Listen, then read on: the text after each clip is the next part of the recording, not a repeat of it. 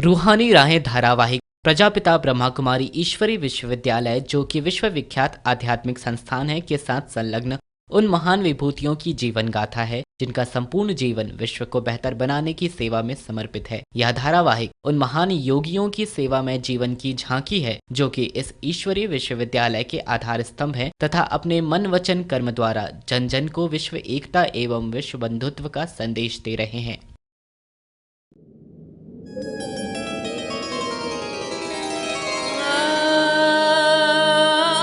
दिव्य गुणों की हैं ये राहें, ऊंचे स्वयमान की हैं ये राहें, विश्व सेवा में समर्पण है ये राहें, परम पिता को अर्पण है ये राहें, ये हैं रूहानी राहें।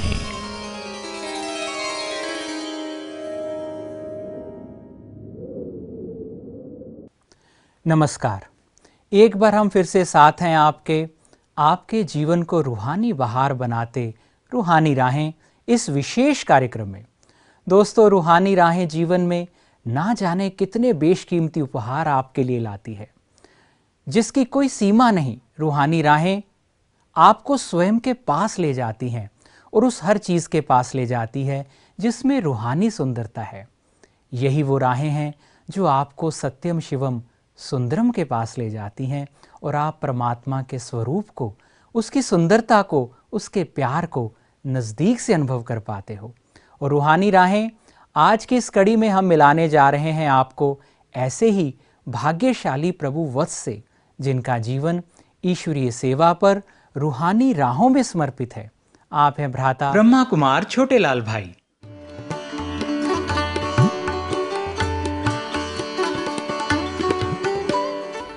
ब्रह्मा कुमार छोटेलाल भाई जी,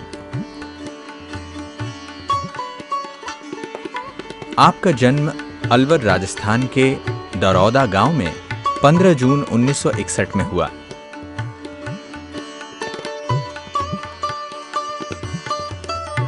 आप वर्तमान में माउंट आबू में ब्रह्मा कुमारी संस्था के मुख्यालय पांडव भवन के सिक्योरिटी विभाग में अपनी सेवाएं समर्पित रूप से दे रहे हैं। आज से करीब 54 साल पहले अलवर जिले के एक गांव दारोदा में मेरा जन्म हुआ था और वहां पर परिवार में, साधारण परिवार में ही जन्म हुआ था, लेकिन परिवार में आर्थिक स्थिति इतनी बेटर नहीं थी जिसके कारण हम पढ़ाई इतना नहीं कर पाए।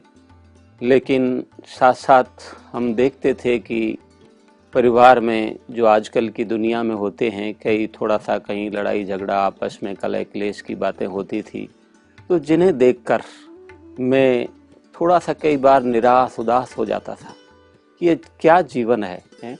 इतना सुंदर जीवन भगवान ने हमें दिया है, तो जीवन सुख शांति संपन्न होना चाहिए।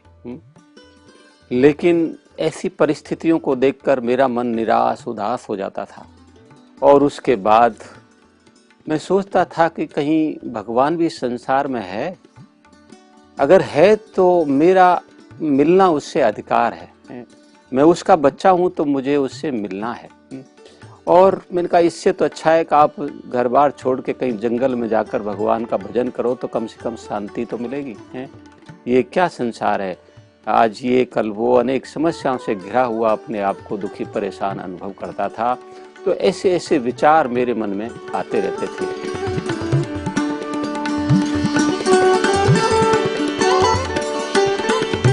बचपन से ही आपके मन में एक मूल्यवान जीवन जीने की इच्छा थी। 1978 में मात्र 17 वर्ष की आयु में हरियाणा के फरीदाबाद में जब आप एस्कॉर्ट कंपनी में मेंटेनेंस फिटर की नौकरी कर रहे थे, तब एक आध्यात्मिक प्रदर्शनी के माध्यम से आप ब्रह्मा कुमारी ईश्वरीय विश्वविद्यालय के संपर्क में आए।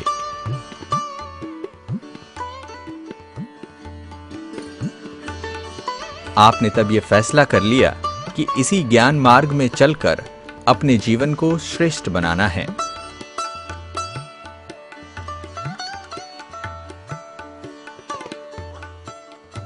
लौकिक सिस्टर रहती थी फरीदाबाद हरियाणा में। तो वहाँ पर उन्होंने बोला कि आप यहाँ पर आ जाइए और कुछ काम सीख लीजिए तो अच्छा रहेगा। तो हम वहाँ चले गए और वहाँ जाने के बाद लेथ मशीन का काम सीखने लग गए थे। तो कुछ दिनों के बाद फरीदाबाद में एक मेला लगा था। तो मेले में हम मेला देखने गए पहली बार, भाई कैसे मेले होते हैं यहाँ के थोड़ा देखें।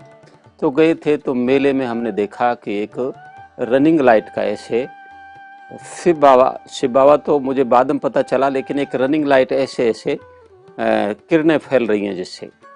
तो वो उस लाइट ने मुझे बहुत आकर्षित किया कि क्या चीज़ है, मैं उसे देखूं, जानूं। तो उसी समय अनाउंसमेंट हो रहा कि ब्रह्मा कुमारी ईश्वरीय विश्वविद्यालय की ओर से ये प्रदर्शनी यहाँ लगी हुई है और अभी प्रदर्शनी का अंतिम समय है, थोड़े समय में ये पूरे होने वाली है, इसलिए जिनको भी समझना हो आप जल्दी से जल्दी पहुँच जाए। तो हम उसी समय वहाँ पर पहुँचे। तो जैसे ही पहुँचे तो उस लाइट को देखकर ऐसा लगा जैसे कि जिस चीज़ की मुझे चाहना थी, इच्छा थी, वो मिल गई है, इससे ही मुझे कुछ प्राप्ति होनी है। तो हम जैसे ही अंदर गए तो एक भाई थे, उन्होंने हमको सारा प्रदर्शनी समझाई। तो जैसे जैसे वो समझाते गए, पहले आत्मा का ज्ञान, परमात्मा का ज्ञान, कर्मों की श्रेष्ठ गति का ज्ञान, तो उसे देखकर जैसे कि ऐसा लगा भाई इसी चीज़ की मुझे चाहना थी, वो मिल गई और बस मेरे लिए यही बहुत बहुत ज़रूरी है, इससे ही मेरा जीवन सुख शांति संपन्न बन सकता है। उसके बाद हमने सारा प्रदर्शनी देखी और प्रदर्शनी देखने के बाद मुझे बहुत अच्छा लगा और मैंने उनसे खुद ही पूछा कि भाई इसके बाद भी यहाँ और कुछ होता है। तो उन्होंने कहा कि भाई 7 दिन का कोर्स होता है, वो आप करिए। तो हमने 7 दिन का कोर्स किया और कोर्स करने के बाद तो लगा कि बस हमको जिस चीज़ की चाहना थी, प्राप्ति थी, वो मिल गई। अपने आप से एक संतुष्टता अनुभव होने लगी जीवन में और ये निर्णय कर लिया कि मुझे इसी ज्ञान में चलना है।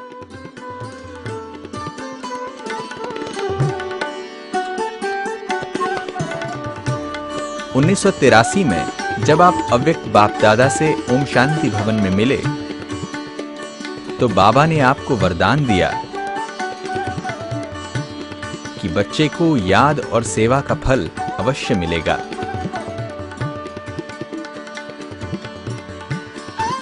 आपको तब यह पूर्ण निश्चय हो गया कि आपको अपना जीवन विश्व सेवा में समर्पित करना है।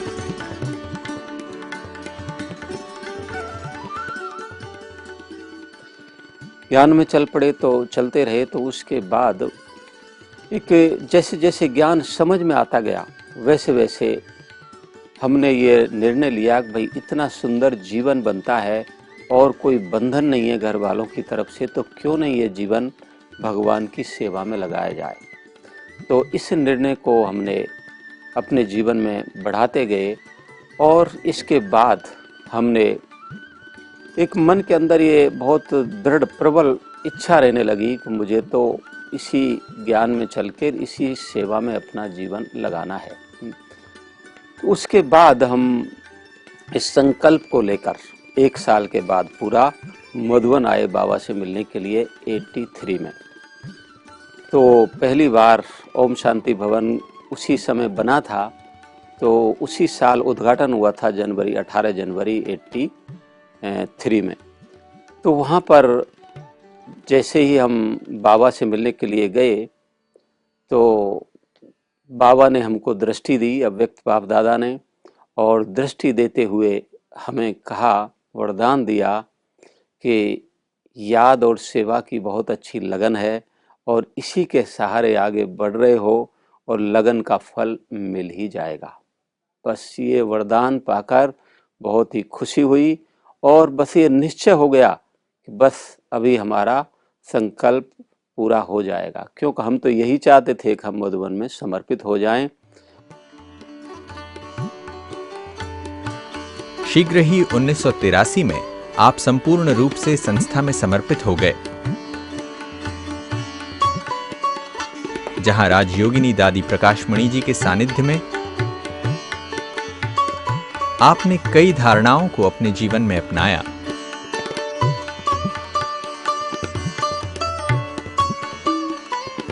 पांडव भवन में आप साउंड विभाग के साथ साथ सिक्योरिटी में भी अपनी सेवाएं देते रहे। हमने दादी जी को सारा अपना चार्ट लिखित में दिया, एक लेटर लिख के, हम क्या क्या कमाते हैं, कैसे खर्च करते हैं, कैसे भगवान की सेवा में लगाते हैं।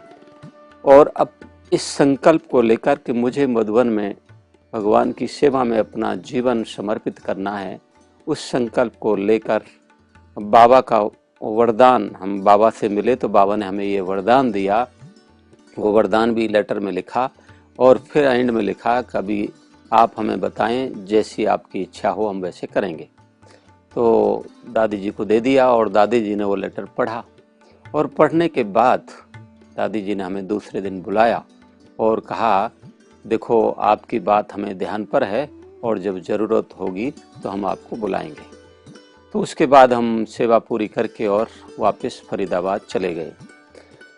फरीदाबाद जाने के बाद दादी जी 3 महीने के बाद फिर दिल्ली गई, तो वहाँ फिर दादी जी को हमने याद दिलाया।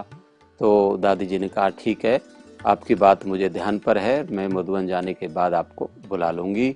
और लगभग 3 महीने 15 दिन के बाद दादी जी ने हमें मधुबन बुला लिया और बस तभी से एक ऐसा संकल्प रहा कि भाई इतना सुंदर जीवन भगवान की सेवा में हमने लगाया है, तो इस जीवन को पूरी तरह से सफल किया जाए।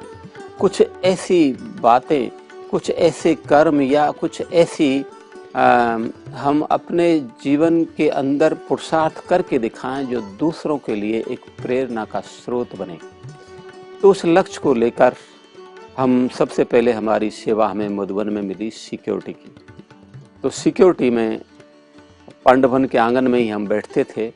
तो वहाँ पर दादी जी अंदर ऑफिस में बैठती थी, तो कई कारोबार के अर्थ किसी को बुलाना होता था, कुछ कहना होता था, तो दादी जी घंटी बजाती और हम अंदर जाते। तो बार बार दादी जी से मिलना भी होता और बाहर भी आती तो भी मिलते। तो हमने देखा कि दादी जी के जीवन से बहुत बड़ी एक प्रेरणा हमें मिली कि हर कार्य में कैसे एक्यूरेट रह के चलना है, कैसे दूसरों से व्यवहार में आते हुए सबके साथ स्नेह सम्मान पूर्वक व्यवहार करना है। तो इस तरह से मेरी एक इच्छा थी कि हम बड़ों के साथ रहें ताकि हमें उनसे बहुत कुछ सीखकर अपने जीवन को और महान बना सकें। तो ऐसे कई बातें मैंने सीखी दादी जी से। कई बार किसी के कोई समस्या लेकर आते या कोई किसी की प्रॉब्लम थी तो दादी से पूछने आते, दादी जी उसका सुंदर हल बताते और उसके बाद तुरंत ही कोई बड़ा वीआईपी दादी से मिलने आ गया। तो हमने देखा दादी जी सबसे मिलते भी थे और लेकिन एक बात का प्रभाव दूसरी बात पर नहीं पड़े, दूसरे व्यक्ति पर नहीं पड़े। तो एकदम दादी जी का चेहरा हर्षित और खुशनुमा। तो ये भी एक विशेषता हमने देखी कि परिस्थिति कैसी भी हो लेकिन उसका प्रभाव हमारे मन और बुद्धि पर ना आए। तो ये एक सब कुछ करते हुए सबसे न्यारापन और सबके साथ समानता का व्यवहार, ये दादी जी के जीवन से हमें देखने को मिला, सीखने को मिला। तो उसके बाद कुछ समय के बाद साउंड में ज़रूरत थी, मधुबन में साउंड में ज़रूरत थी किसी भाई की। तो दादी जी ने हमें कहा कि भई आपको अभी वहाँ सेवा करनी है। तो मैंने कहा ठीक है, जैसे दादी जी कहे। तो हम साउंड डिपार्टमेंट में सेवा करने लगे और साउंड में बार बार वहाँ भी स्टेज पर जाना होता था, दादियों को माइक देने या सीनियर भाई बहनों को माइक देने के लिए क्लास के पहले। तो कैसे हर कार्य एक्यूरेट रहकर हमें करना है। तो उससे भी स्टेज पर, जैसे कि आज भी कोई व्यक्ति स्टेज पर आते हैं तो कितना अटेंशन रहता है अपने आप पर, हर कर्म में एक्यूरेट रह के, हर एक्शन एक्यूरेट रह के करता है व्यक्ति। तो ऐसे उससे भी हमें बहुत कुछ सीखने को मिला।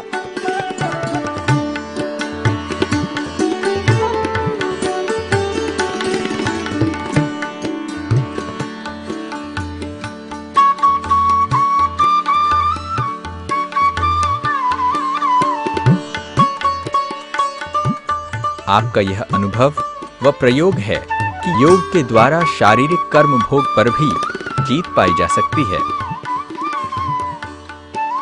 और पॉजिटिव संकल्पों से असंभव कार्य भी संभव हो जाते हैं।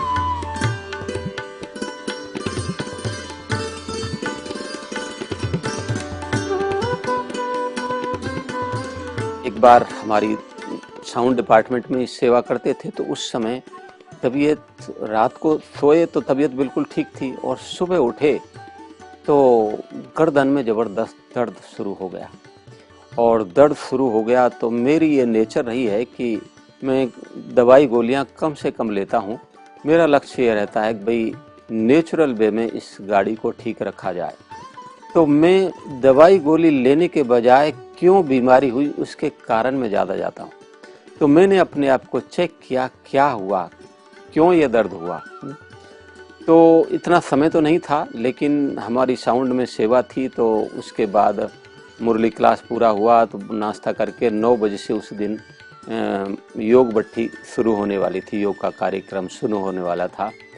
तो वो शुरू कराने के लिए टाइम हो गया था तो मैं कहीं नहीं गया। तो मैंने कहा चलो अभी इतना सुंदर समय मिला है तो योग तपस्या करने का, मेडिटेशन करने का, तो हम पहले ये करते हैं, उसके बाद जो करना है देखेंगे। तो हम प्रोग्राम शुरू हो गया और हम मेडिटेशन के गीत बजाना हमने शुरू कर दिया। तो मेडिटेशन करते करते ये एक सुंदर संकल्प आया कि जब इतना सुंदर समय मिला है, चांस मिला है, तो क्यों न इस शारीरिक कर्म भोग पर भी मेडिटेशन का प्रयोग करके देखा जाए। तो हमने एक संकल्प लिया कि मैं मास्टर सर्वशक्तिवान आत्मा हूँ और मास्टर दुख हरता सुख करता आत्मा हूँ और परमात्मा से सुख शांति के वाइब्रेशंस लेकर इस शरीर के हिस्से पर गर्दन को सामने लाइट के रूप में इमर्ज कर लिया और उस पर डाल रहा हूँ। इस प्रकार से मेडिटेशन करना शुरू किया। लगभग 2 घंटा मेडिटेशन का कार्यक्रम चला और कंटिन्यू यही हमारा अनुभव रहा मेडिटेशन करते हुए।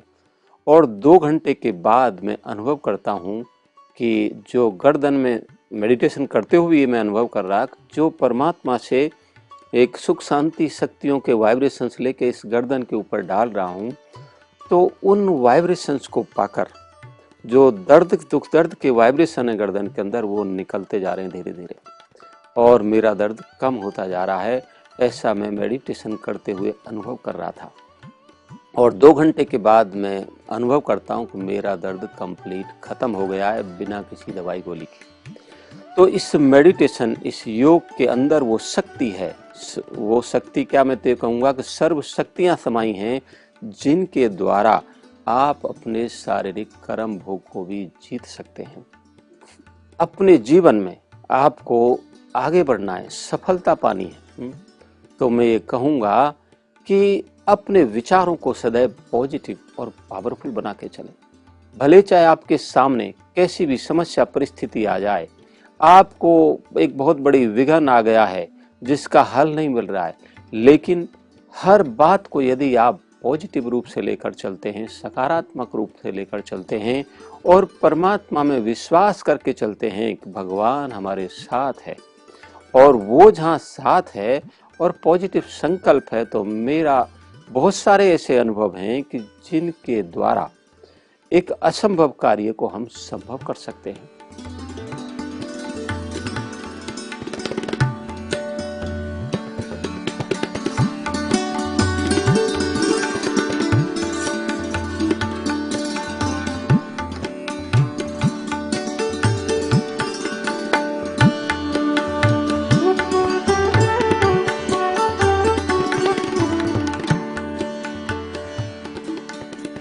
आप मधुबन में रहते हुए सुख शांति से संपन्न एक निश्चिंत जीवन का अनुभव करते हैं।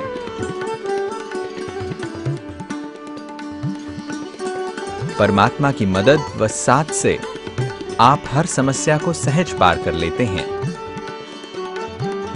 मैं यह अनुभव करता हूँ कि मेरा जीवन बहुत ही सुख शांति संपन्न और एक निश्चिंत लाइफ, कोई चिंता फिक्र नहीं, बस यही एक संकल्प रहता है कि कैसे इस जीवन को और अच्छे से अच्छा बनाया जाए। जैसे दादियों ने अपना जीवन बनाया, ब्रह्मा बाबा ने, मम्मा ने, तो ऐसे मैं भी उनके समान कैसे बनूं। इस जीवन को पाकर जो एक लक्ष्य था कि बस भगवान मिला तो सब कुछ मिल गया और अभी कुछ पाने की सांसारिक कोई इच्छा नहीं, बस उसने जो कहा है हम वैसा बन के दिखाएं, करके दिखाएं। हमको दूसरों को कुछ कहना नहीं पड़े, लेकिन दूसरों के लिए एक एग्जाम्पल बने। दूसरे लोग हमारे बोल व्यवहार कर्मों से एक श्रेष्ठ जीवन बनाने की प्रेरणा लें। ऐसा एक संकल्प अपने बोल व्यवहार कर्मों पर यदि हम अटेंशन रख के चलता हूँ मैं, हर कर्म बोल व्यवहार ऐसा हो जिससे कि दूसरों को कुछ सीखने को मिले। 6 साल पहले की बात है, हम एक बार नेपाल गए थे भट्ठी कराने के लिए, मेडिटेशन के कार्यक्रम के लिए। तो नेपाल बॉर्डर के 4 किलोमीटर अंदर इंडिया में भी अपना आश्रम है और उधर नेपाल बॉर्डर के अंदर नेपाल में भी 4 किलोमीटर अंदर अपना आश्रम है। तो हम इंडिया वाले आश्रम से एक भाई के साथ मोटरसाइकिल पर नेपाल जा रहे थे। 8-9 किलोमीटर का ही डिस्टेंस था। तो जब नेपाल बॉर्डर पर पहुंचे तो वहाँ क्या हुआ कि कुछ मिलिट्री वालों का आपस में कुछ प्रॉब्लम आई होगी, उन्होंने को तो बॉर्डर बिल्कुल बंद किया हुआ था। तो ना किसी को जाने दे रहे थे ना आने दे रहे थे। तो हम भी पहुंचे तो हमारे को कहा कि वापस जाओ, हम नहीं जाने देंगे आपको। अभी वहाँ भाई बहने प्रोग्राम रखा है, मेडिटेशन का सेंटर पे इंतजार कर रहे हैं और ये कह रहे हैं कि वापस जाओ। तो ये तो इनका बड़ी समस्या आ गई, अभी क्या करें भाई। तो मैंने वहीं खड़े होकर परमात्मा को दिल से याद कर कहा, भाई अभी भगवान ये शिव बाबा ये प्रॉब्लम है, अभी आप बताओ मुझे क्या करना है। वहाँ मेडिटेशन का कार्यक्रम रखा है, भाई बहन इंतजार कर रहे हैं 150-200 लोग और ये कह रहे हैं कि आपको नहीं जाना है, वापस जाओ। तो एक बिल्कुल मन बुद्धि एकाग्र करके दिल से याद कर भगवान को कहा। 2 मिनट के बाद ही टचिंग मिलती है कि बच्चे इन मिलिट्री वालों का बड़ा ऑफिसर कोई साइड को बैठा हुआ है, आप उससे जाके बात करो। तो मैंने देखा हाँ कोई बैठा तो है। तो उस भाई को कहा कि भाई आप इन मिलिट्री वालों का बड़ा ऑफिसर कोई साइड को बैठा हुआ, उससे चल के बात करो। तो हम गए तो दोनों को सफ़ेद कपड़े और बैज लगा हुआ था। तो भाई ने कहा कि साहब हम ब्रह्मा कुमारी आश्रम से आए हैं और ये भाई हमारे माउंट आबू से आए हैं और इनका हमारे यहाँ नेपाल बॉर्डर के अंदर 4 किलोमीटर आश्रम है, तो वहाँ इनके लिए बड़ा प्रोग्राम रखा है, 150-200 लोग इनका इंतजार कर रहे हैं, तो हमको जाना है नेपाल के अंदर। अच्छा आप ब्रह्मा कुमारी आश्रम से आए हैं, अच्छा ठीक है, फिर तो कोई बात नहीं, आप जाइए। तो जो 2 मिनट के पहले ना हो गया वो बात और 2 मिनट के बाद वो हाँ हो गई। कैसे? परमात्मा के साथ बुद्धि का कनेक्शन सही रखा, दिल से याद कर उसे बताया, तो उसी समय उसकी टचिंग मिली कि बच्चे ये करो, और वैसा करने में सफल हो गए।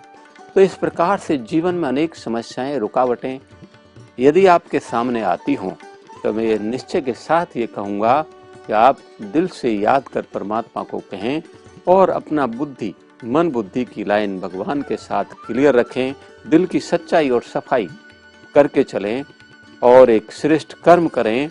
तो आपको किस समय क्या करना है उसकी सही टचिंग समय पर समय मिलती रहेगी और अनेक विघ्न परिस्थितियों को पार करते हुए जीवन में आप निरंतर आगे बढ़ते रहेंगे।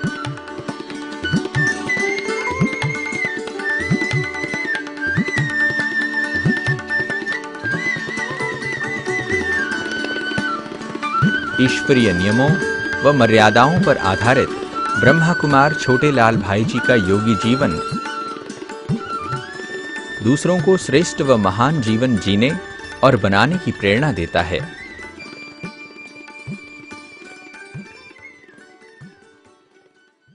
आज आपने मुलाकात की जीवन को प्रभु प्रेम और सेवा में समर्पित कर जीवन के हर पल में सफलता की डगर की ओर बढ़ते ब्रह्मा कुमार रवि भाई जी से। कहते हैं जीवन का हर पल शुभ मुहूर्त है, खूबसूरत है, लेकिन इसे अनुभव करने के लिए हर एक को रूहानी राहों की जरूरत है। हम हर बार इस कार्यक्रम के माध्यम से भरेंगे आप में उमंग और उत्साह, जब तक आपको मिल ना जाए आपके लिए कोई रूहानी राह।